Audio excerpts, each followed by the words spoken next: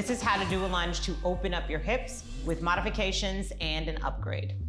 Come to all fours, step 1 foot forward, and then slide your back leg back. No matter what, make sure your front knee is stacked over your front ankle. Pull your chest forward, reach your shoulders back, and reach your back hip forward. To modify this pose, grab a couple of blocks, stand them at their highest point first, and do the same thing. Pull your hip forward, pull your chest forward. As you feel comfortable, you can lower the height of the blocks.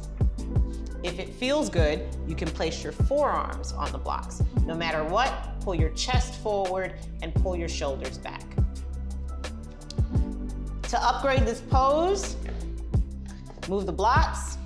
Start first without the blocks, come down to your forearms. No matter what, keep your front knee stacked over your front ankle. If you want to go even further, you can place your foot on the block. This will really open up the back hip. Same rules apply. Keep the front knee stacked over the front ankle, both hands down on the inside of your front foot, reach your chest forward, pull your shoulders back.